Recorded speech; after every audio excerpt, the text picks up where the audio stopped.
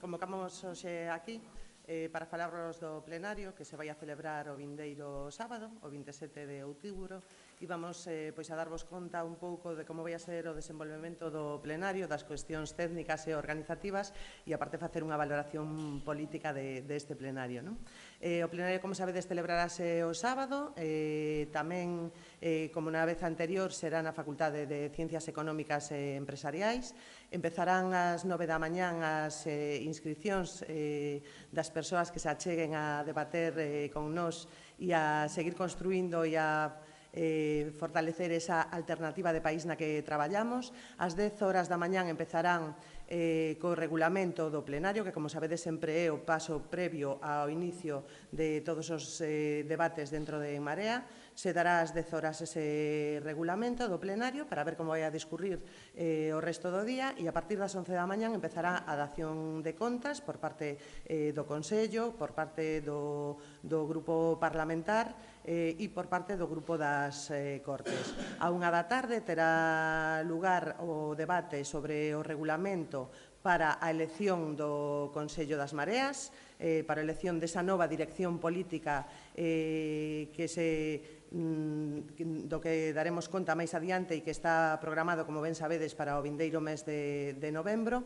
E faremos unha parada ao redor das 2 da tarde para o xantar, un xantar no que xa hai máis de 200 persoas inscritas, co cual tamén agardamos que haxa unha alta participación, para seguir de tarde co debate das teses políticas. Como sabedes, debatemos dúas cuestións fundamentais: unha tese política en relación á situación do Estado, como xa vos avanzamos na rolda de prensa que demos hai 2 semanas, e outra, unha tese política sobre as eleccións europeas, dúas cuestións políticas fundamentais para a nosa organización e para o país.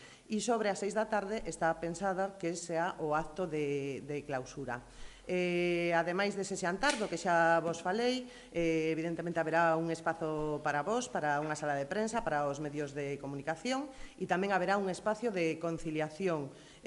A conciliación para nós, os coidados, a veces son moi importantes e non queremos que ninguén deixe de participar no plenario por non ter onde deixar as crianzas. Estarán ben atendidas e así todos, tanto os pais como os rapaces, poderemos disfrutar desta xornada de debate, de fraternidade e de encontro de todas as persoas que formamos o espacio político de En Marea. Bueno, bo día. Vos queremos informar tamén de que o número de persoas inscritas nesta organización aumentou de forma satisfactoria dende o último plenario. Rexistráronse unhas 450 novas inscricións dende marzo, co que nos achegamos ás 3.000 persoas inscritas. Son exactamente, creo que 2.857 ou algo así, casi 2.900. Nos valoramos moi positivamente esta afluencia de novos militantes, porque significa que En Marea se consolida como alternativa de unidade popular que vai liderar o cambio político en Galicia. Significa que somos cada vez máis as persoas que queremos participar nesta organización e nos seus procesos internos. Significa que queremos escoller democráticamente a quenes nos representan nestes órganos de dirección. E significa que cada vez somos máis as persoas que queremos facer medrar esta organización dende a base, que sexa o proxecto para o noso país.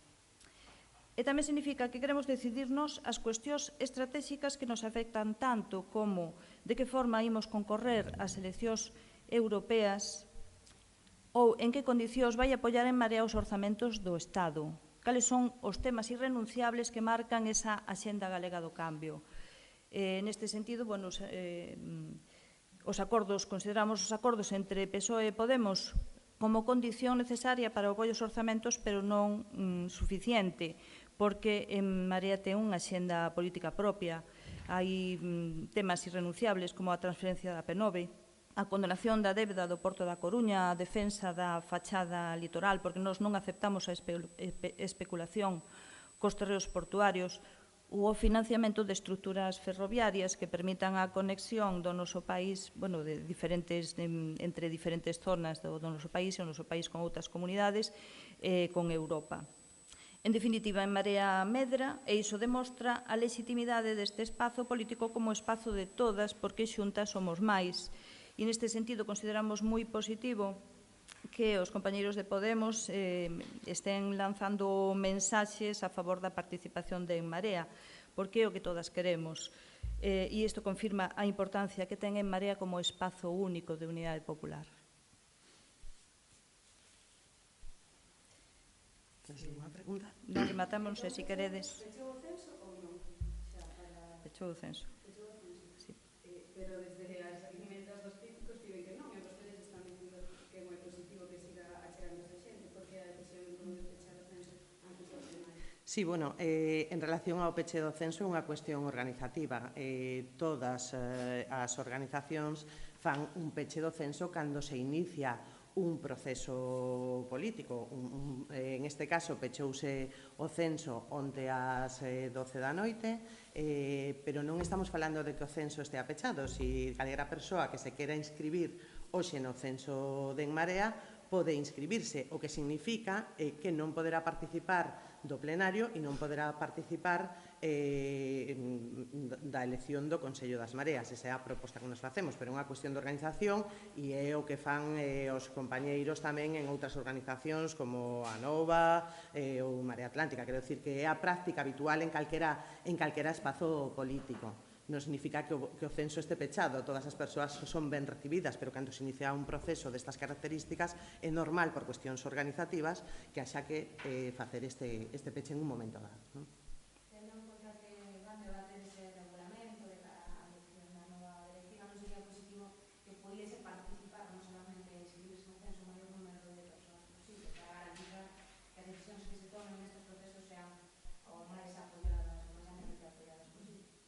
Sí, o censo sempre estuvo aberto, todas as persoas que creen no proxecto e que quixeron participar del o puideron inscribirse e sempre puideron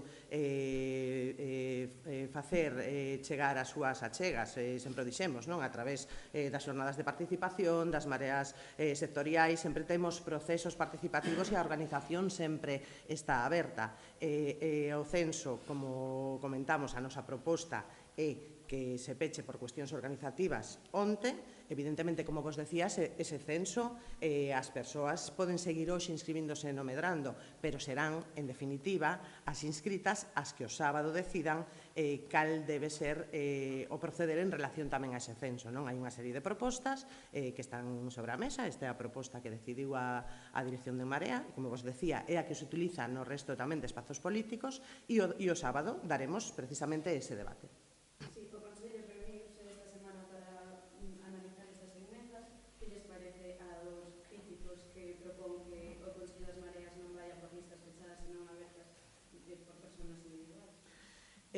Bueno, eso é unha emenda que se debaterá o sábado. Nos sempre pensamos que o que se debe de garantir é a pluralidade do espazo e que, como punto mínimo, a proporcionalidade da decisión das inscritas, iso é o que garante esa pluralidade da que precisamente a mesa de partidos e as persoas que presentaron as emendas sempre falaron que era importante que estuvera representada na dirección da organización, e unha cuestión que nos apoiamos, que manter esa pluralidade e que todo o mundo se sinta integrado.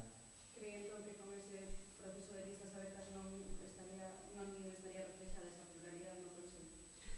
Nos facemos unha proposta para garantir esa pluralidade, e iso é o que eu penso. Serán as inscritas o sábado as que decidan cal debe ser o funcionamento. Nos consideramos que ese sistema de listas abertas que propón a emenda son as listas ao Senado, e consideramos que o sistema debe de ser un sistema proporcional e non mayoritario, porque iso é o único que garante esa pluralidade por medio da proporcionalidade. Se se presentan varias listas, esas listas estarán representadas en función do número de votos que reciban. E, ademais, de feito, é o procedimento que utiliza a Marea Atlántica. Sí, bueno, no documento político tamén parece que é unha emenda a totalidade da dirección que vostedes representan, e que de seguir así podería por en peligro as Eu creo que fortalecer un proxecto nunca fai peligrar o espazo político e non fai peligrar as alcaldías do cambio. Eu creo que construir xuntas o que fai que se avance tanto nas alcaldías, nos concellos, como no país. E ese no traballo no que se esforzou esta dirección política, a que ben dice eu pertenezo, e serán as inscritas as que valoren o noso traballo. De feito, si as mareas que agora mesmo gobernan concorresen baixo a fórmula que ofrece Marea, demostraríamos esa unidade que garantiría esa continuidade ou ampliaría incluso a cantidade de concellos gobernados por mareas.